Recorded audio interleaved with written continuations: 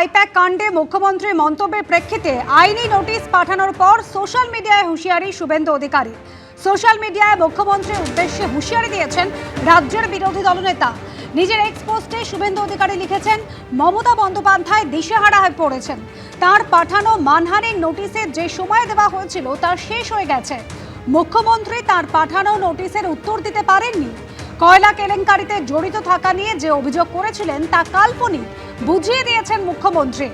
আদালতে আইনি পরিণতির মুখোমুখি হওয়ার জন্য প্রস্তুত হন। মমতা বন্দ্যোপাধ্যায় এবার আপনার সাথে আদালতেই দেখা হবে, হুঁশিয়ারি দিয়েছেন বিরোধী দলনেতা শুভেন্দু অধিকারী।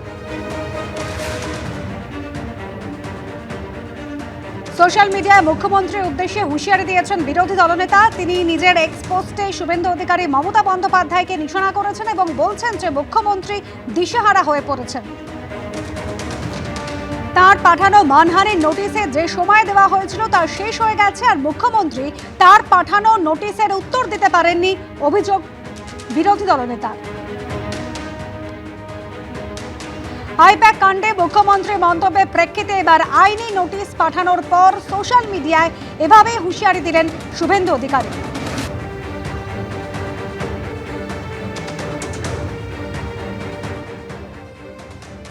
আর এই নিয়ে পাল্টা তৃণমূলের মুখপাত্র অরূপ চক্রবর্তী কি বলেছেন শোনাব।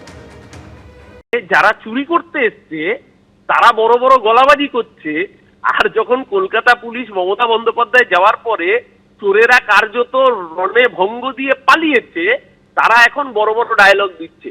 যদি তারা সৎসাহস নিয়েই কাজ করতে আসতেন, যদি তাদের অনৈতিক অভিসন্ধি না থাকতো, তাহলে সেদিনকেই তারা ফাইল, হার্ড ডিস্ক, ল্যাপটপ তারা মমতা ব্যানার্জির হাতে তুলে দিতেন না। ভয়ে কাঁপতে কাঁপতে মমতা ব্যানার্জির হাতে তুলে দিয়েছেন কেন? কারণ আপনারা নিজেরাও জানেন যে আপনারা কার নির্দেশে, অমিত শাহের দপ্তরের সরাসরি নির্দেশে, এবং অমিত শাহের দপ্তরের সচিব তিনি নিজে হোয়াটসঅ্যাপ মেসেজ পাঠিয়ে ইনস্ট্রাকশন দিয়েছেন যে সার্ভার রুম থেকে, আইপ্যাকের সার্ভার রুম থেকে ডেটা নিতে হবে। প্রতীক জৈনের কাছে যে প্রার্থী তালিকা সম্ভাব্য ফাইল রয়েছে সেই তালিকা নিতে হবে, যাতে তাদেরকে পরবর্তীকালে প্রেসার ক্রিয়েট করা যায় এবং বিজেপির পলিসি স্ট্র্যাটেজি তৈরি করতে সুবিধা হয়। নিপা ভাইরাসে দুজন নার্স তারা অসুস্থ হয়েছিলেন, এই মুহূর্তে চিকিৎসাধীন। জানা যাচ্ছে নিপায় আক্রান্ত সন্দেহে আরো দুজন অসুস্থ এবং তাদেরকে আনা হয়েছে বেলেঘাটা আইডি হাসপাতালে। বারাসাতে নিপায় আক্রান্তদের সঙ্গে সংস্পর্শে এসেছিলেন এবং সে কারণেই তারা অসুস্থ হয়ে পড়েছেন, এমনই মত চিকিৎসকদের। আর আক্রান্তদের নিবিড় সংস্পর্শে থাকা আরো 5 জন স্বাস্থ্যকর্মী, তাদেরও পরীক্ষা করা হয়েছিল, যদিও তাদের পরীক্ষার ফল নেগেটিভ এসেছে। জিলাম করঞ্জয় আমাদের প্রতিনিধি রয়েছেন আমাদের সঙ্গে। জিলাম, আরো দুজন অসুস্থ হয়েছে নিপা ভাইরাসে, এরকমই সন্দেহ করা হচ্ছে। চিকিৎসকরা কি বলছেন, কেমন রয়েছেন তারা?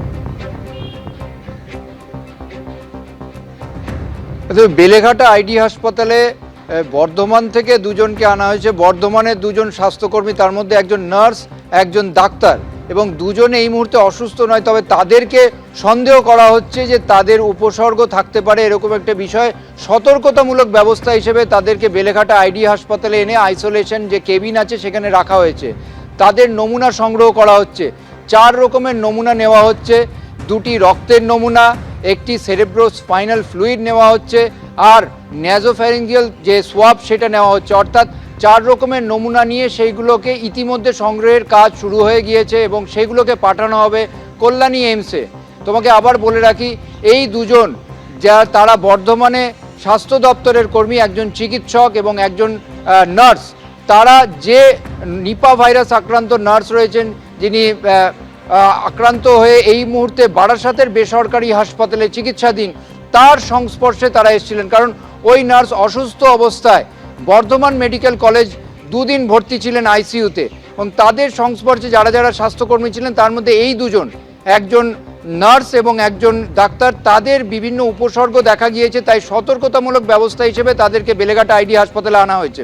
এর পাশাপাশি তোমাকে জানিয়ে রাখবো, আরও 22 জনের যে নমুনা সংগ্রহ করা হয়েছিল, যেগুলো নদিয়ার মুখ্য স্বাস্থ্য আধিকারিক পাঠিয়েছিলেন, তার মধ্যেও সমস্ত রিপোর্ট নেগেটিভ এসছে, এখন অবধি সেটাই জানা যাচ্ছে।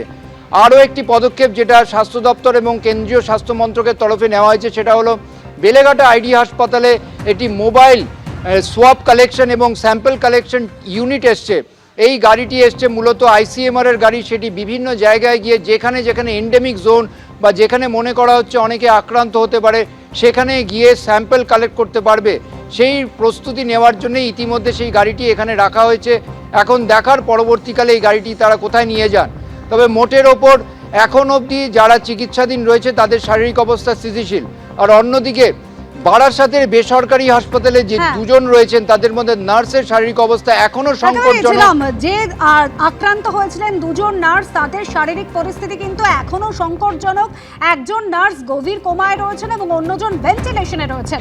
সন্দীপ সরকার আমাদের প্রতিনিধি রয়েছেন আমাদের সঙ্গে। সন্দীপ, যে দুজন নার্স যারা আক্রান্ত হয়েছেন এই মুহূর্তে বারাসাতে চিকিৎসাধীন, বিশেষ ইনজেকশন দেওয়া হচ্ছে, কেমন রয়েছেন তারা? দেখো, ওই নার্সের শারীরিক অবস্থা কিন্তু খুবই খারাপ, গভীর কোমাতে রয়েছেন তিনি। চিকিৎসকেরা বলছেন যে গ্লাসগো কোমা স্কেল অনুযায়ী তার রিডিং এসেছে 3, অর্থাৎ যেটা অত্যন্ত সংকটজনক বলা যেতে পারে। তার কোনো রকম স্নায়বিক প্রতিক্রিয়া দেখা যাচ্ছে না এবং চিকিৎসকরা এবং স্বাস্থ্য দপ্তরের যারা এই কন্ট্রাক্ট ট্রেসিং এর কাজটা করছেন তারা যে সিদ্ধান্তে এখনো পর্যন্ত পৌঁছেছেন যে কাটোয়ার এই নার্সের থেকেই সংক্রমিত হয়েছেন তার আরেক সহকর্মী নার্স। কিভাবে হয়েছেন যেটা এখনো পর্যন্ত তাদের তদন্তে উঠে এসেছে যে 15 থেকে 17 ডিসেম্বর পারিবারিক একটা বিয়ের অনুষ্ঠানে যোগ দিতে গিয়েছিলেন নদিয়া জেলার বাংলাদেশ সীমান্ত লাগোয়া ঘুগরাগাছি গ্রামে এই কাটোয়ার নার্স। গ্রামটি সীমান্ত লাগোয়া এবং এই গ্রাম থেকেই তিনি সংক্রমিত হয়েছেন বলে সন্দেহ করা হচ্ছে। মূলত খেজুরের রস বা খেজুরের গুড় এই জাতীয় কিছু তিনি খেয়েছিলেন কিনা এ বিষয়ে খোঁজ খবর করে আরো নিশ্চিত হওয়ার চেষ্টা করছেন স্বাস্থ্য দপ্তরের আধিকারিকরা, যে কারণে আজকে নদিয়ার ওই সীমান্তবর্তী গ্রামে স্বাস্থ্য দপ্তরের টিম গিয়ে পৌঁছেছে। নদিয়া থেকে ফিরে এসে 18 ডিসেম্বর তার শারীরিক অসুস্থতার প্রথম লক্ষণ দেখা যায়, সর্দি কাশি তার শুরু হয়েছিল। ওই অবস্থাতে 20 এবং 21 ডিসেম্বর তিনি ডিউটি করেছিলেন, নাইট ডিউটি করেছিলেন বারাসাতের যে বেসরকারি হাসপাতালে তিনি চাকরি করেন সেখানে। এবং সেই নাইট ডিউটিতে তার সঙ্গে ছিলেন আরেক নার্স যিনিও এই মুহূর্তে ভেন্টিলেশনে রয়েছেন। তারা দুজন একসাথে নাইট ডিউটি করেছিলেন হাসপাতালে পূর্ব মেদিনীপুর ওই নার্স।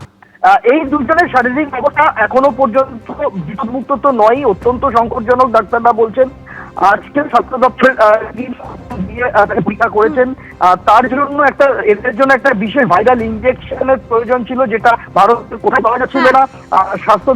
স্বাস্থ্য মন্ত্রকের সাথে যোগাযোগ করে দাদরা ও নগর হাভেলি থেকে তাকে জানানো হয় বিমান এবং আজকে সেই ইনজেকশন প্রয়োগ করা হয়েছে।